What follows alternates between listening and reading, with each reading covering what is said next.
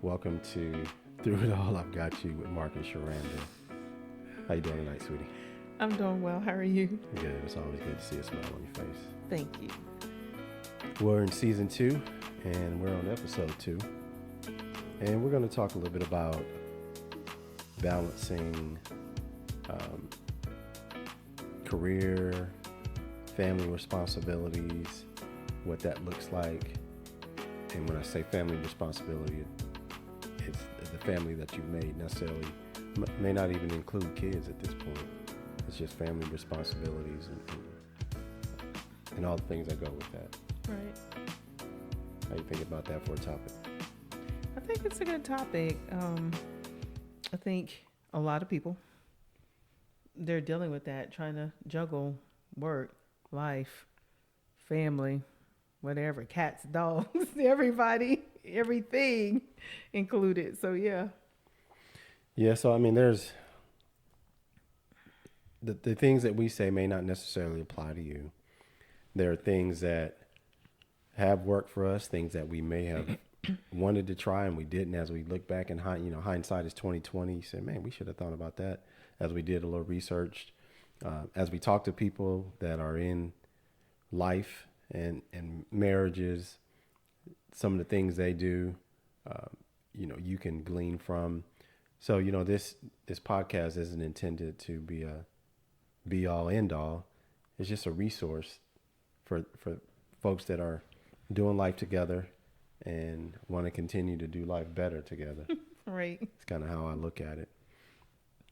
So let's talk about what that means, right? So balancing family, career. So we're going to talk about a little what does balance mean, right? So balance is really about finding ways to manage your professional ambitions, which is career. It could be entrepreneurial ambitions, and then ensuring that you're maintaining a strong, healthy relationship with your loved ones. It's not necessarily a perfect 50-50. Right. It may not be every day, but it's about being adaptable, and I always say keep it the main thing, the main thing. And what did you say when I said that before we started recording? I said, what's the main thing? And so the main thing to me is your marriage. That's the main thing. And everything else branches from that. So Right, right. I mean, there's times, you cannot make everything 50-50, especially you have a spouse that has to work late. You might be the one, cooking the dinner, washing the clothes, or giving the kids back if you have children, those things. So sometimes it's not always being 50-50. And like you said, sometimes you have to come in and adapt in the ways that you can and not make it feel like you're alone.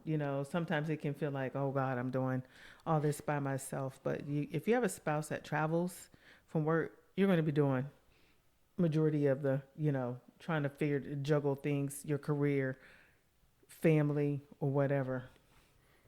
one of the things I think about is, how do you carve out time for your loved one? I know I hear it in the workplace when we're interviewing candidates. They always ask about what does work-life balance look like? That is people ask. And what they're really asking is, how much are you demanding of me? Right. So I can spend time with my family. Right. And if something comes up with my family, is that something that you all lean into? You hold me accountable for? Meaning you're gonna start ticking the box like, yeah, you got one more time for little Johnny to get sick. You got one more time for him to break his third pinky toe, and you out of here. And you'll hear companies that say, hey, there was a move. I don't know if it's still going on today where you had unlimited PTO, but you never could take it because you had so much stuff to do, Right. or they made you feel bad about taking PTO. And then you have certain companies that say, listen, if it's something, don't miss events and things like that. Work with your team to ensure that you have those things. So, that's a balance at work, and then how do you balance that back at home is what we're going to talk a little bit about. So that's kind of a precursor. We can talk a little bit about how we've managed to balance. I would say, career aspirations as well as family aspirations. I'll let you start kind of when we first got married, kind of where we were with careers and stuff like that. I think both our careers, when we first started out, they're family oriented, and they, work with us if we had to, one or the other had to leave to get our children or whatever, and we've been blessed in that area. So that's been a great thing. So when we first started out, I was at Bank of America, and when we had our oldest son, my husband was like, quit your job. And I didn't think he was serious. I was like, I went to work. The next day he came home. He was like, did you quit your job? I was like, no. He said, did you resign? I was like, no. And he was like, he wanted to resign because our older son was young at that time. When I went back to work, he was 3 months old. And we tried to look for daycare. It was nothing that made us feel comfortable. When you go into a place, you want to feel like, okay, yes, I feel comfortable leaving our child here, and neither one of us felt that way. So he was like, go resign. And then it stressed me out to the point, like when I went back to work, my job, I had a boss, how companies are always doing a reorganization or whatever. So they had reorged, and I had the boss from where. Hades. We'll say Hades. And so, just really just spiteful for no reason. I've always was a top performer, always did what I was supposed to do above and beyond. So she was like, tried to take my position and downgrade me to another position. And so stressed me out to the point, because I was nursing our son at that time. It stressed me out that it caused my milk to dry up. And so I cried. It really made my husband upset. So that's, he's like, resign. And, I had to let people know that God was our provider, and he sustained us and he kept us through the whole process. So he blessed us. I was a stay-at-home mom for, I don't know, a good while. I don't know, 12, 15 years. 12, 15 years. And I think God opened doors and just really blessed us in that area. And so it's been good. I know everyone, you can't do it. We're not saying that, but that's where we're able to have that work-life balance. And it allowed me to be able to go on field trips, with the kids, and just be flexible. And I loved every moment of it. So I'm going to go back a little bit on what you were talking about, because, we talked about a moment, a 15-year span, but I want to dissect that a little bit, because this is where we're talking about the balancing act of family and career and things like that. And, I agree 100%. God was our provider. He saw us through, and he gave provision. He gave people in our lives that helped us, and everyone doesn't have that. But, when it happened, and when I said that, it was from a selfish place. And when I mean selfish is I didn't want anybody else watching our child. She talked about the daycares. I remember going to one, and I said it jokingly, but half-heartedly meant it. I went to one, and I actually broke down crying. She's like, what's wrong with you? I said, I'm going to have to take these people out. And I'm not advocating for violence. I'm not. But I was like, I'm going to have to take these people out if they harm my child.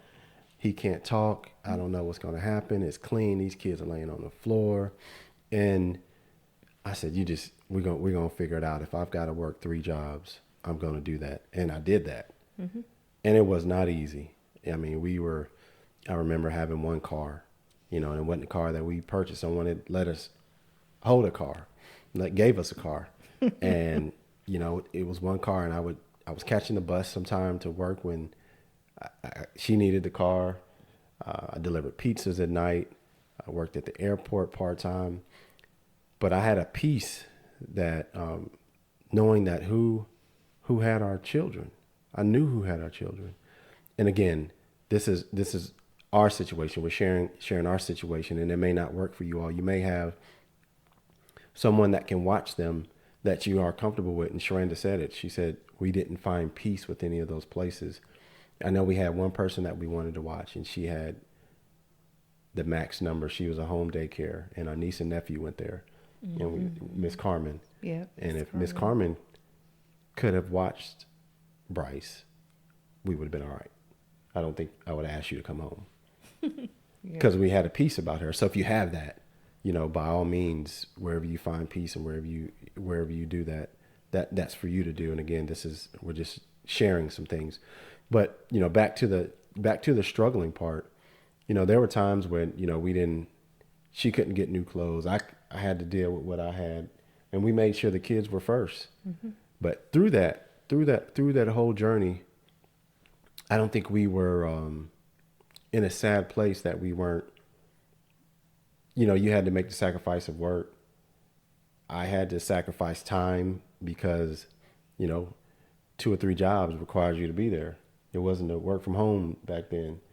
Right. So those were sacrifices we were willing to make in order to have the peace of mind where our children were at the time. And some people may not be able to do that. They may not have the capacity, may not have the compensity. They may not want to. There's plenty of people that want to pursue a career, and that's fine too, as long as that's something that you and your spouse agree on, and then you have that plan and you work that plan. Right. It's kind of where I look at that. And, you know, we were able to, I'd say, thrive even in the least of things, because we had our joy wasn't tied up in a paycheck. Our joy wasn't tied up in material things. Our joy was tied up with just the family dynamic. And to me, that was keeping the main thing. You know, my main thing was she could be home with our children. And her main thing was she could be home with our children. And so that's just, you know, one of the strategies to me is that communication piece in the very beginning, whatever you're facing, whether it's no children at all and you're pursuing your careers fervently, and it pulls time away from each other. You know, talk about how it makes you feel. Talk about, you know, what it looks like and what you desire to look like is one of the strategies I would say is that communication, which every episode can be about communication. Right. But it really is. Communication is the key to everything. It is the key to everything. And then even when she said that, I don't, you know, as I'm thinking about it now, there wasn't a lot of I'm going on my career. You don't tell me to come home. She agreed. She agreed, and I think that's a couple things. She saw it. I was from a place of earnest. It wasn't that I didn't want her to pursue her career. It was a true, genuine, I guess, a worry. And then I knew she had it. She was well able to take on that burden, because that was a burden for her, to give up her career and to focus on our family. And not everyone can do that. Yeah. And I remember, like, you know, you talk about work-life balance, like how we teamed up at home. So that's the other thing, teaming up at home, especially when they were younger. So if I cooked, like, he would take the kids, give them their bath, make sure they're ready for bed, or vice versa. You know, that way that was helping us. You have to be a team. You have to be a team. That's the only way. Yeah, me working 3 jobs didn't excuse me from not contributing when I was home. I mean, it just, because you think about it, for any parent, there's men that stay home, right? And because the wife is the main breadwinner, and that's fine. I've offered that to Sharanda. I said, hey, I would be the best stay-at-home husband you could find. I said, go out and make that money, girl. I may spend the first 4 hours on the golf course, but trust me, the house it's gonna look good. You're gonna have food here, and anytime you want to do that, I'm all for it. But you know, even if it's whatever parent, if that's the case, right? We're just speaking on that real quick, and we'll move on to something else. Stays home, they have to have time off too, because when you leave your job, you don't have your job, and you know it's unfair to come home and just think that, hey, she's the one that's home or he's the one that's home and I'm off. Don't send those kids to me. I ain't got nothing to do with that. They you know, that's one of the hardest working non-paying jobs is a stay-at-home parent, and it's not for everyone. Everyone is not built for it. Everyone doesn't want to do it. And again, those are conversations you have to have together in order to not have resentment when it comes, and then have some clarity. And it could shift. It could shift along the way. Yeah, we also dinners, family dinners. That's something that was important to us. You know, we'll sit down every night as a family and eat dinner. So, you know, that's some ways that you can make sure you're dedicating that family time together in there. Even if you don't have a family and you are your own family, you know, your husband and wife, make sure, you know, that could be something you say, hey, regardless of what's going on in our schedules, let's make time for dinner. Even if it's not at the house, if you're working late, I'll meet you for dinner somewhere. Right.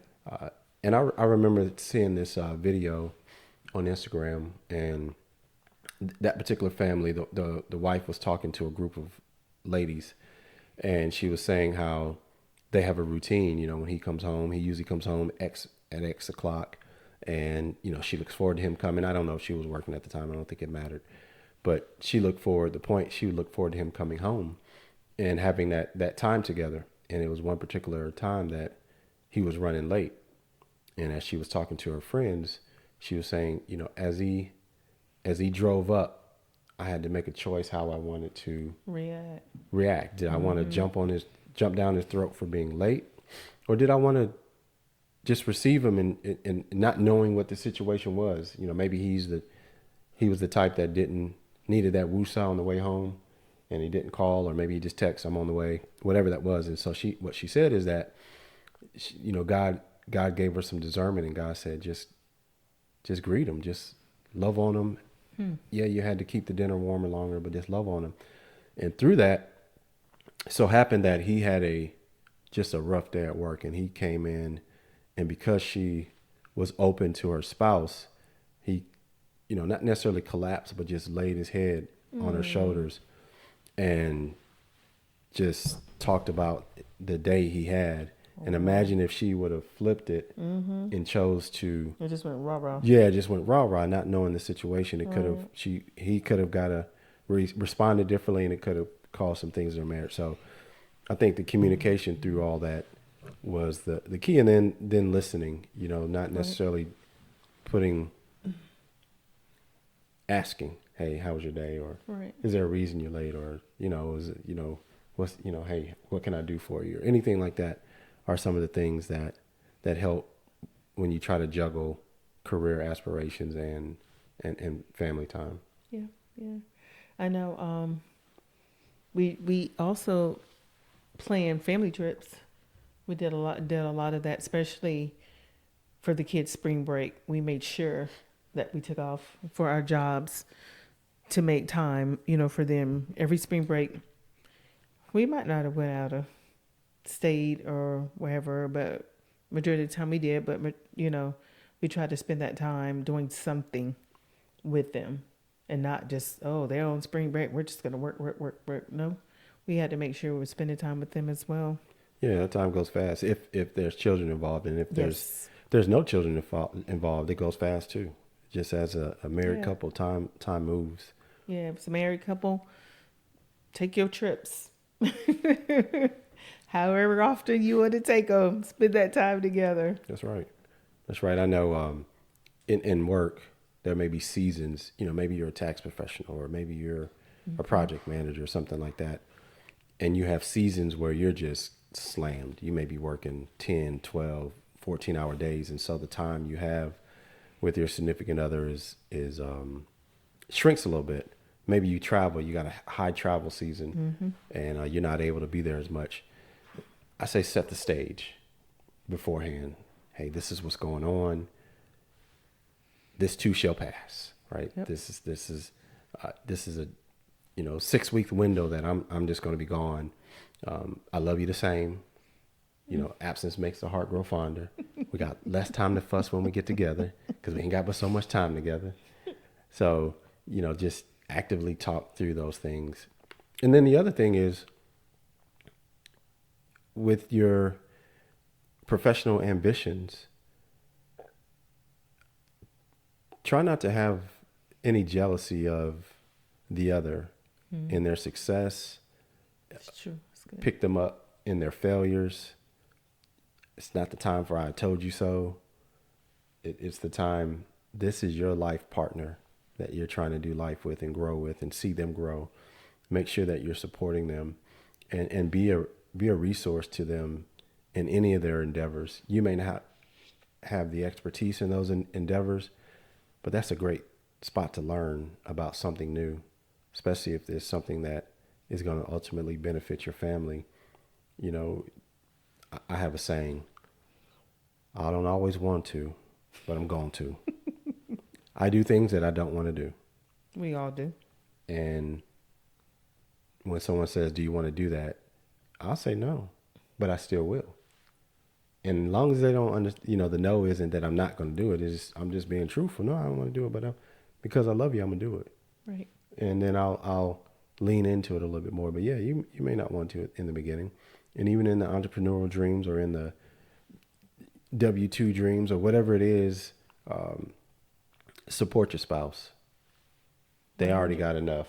100%. They got enough coming from the outside. They got enough naysayers. They got enough I told you so's. They got enough weight on their shoulders trying to do something, even a regular job. Support them. Support is very important.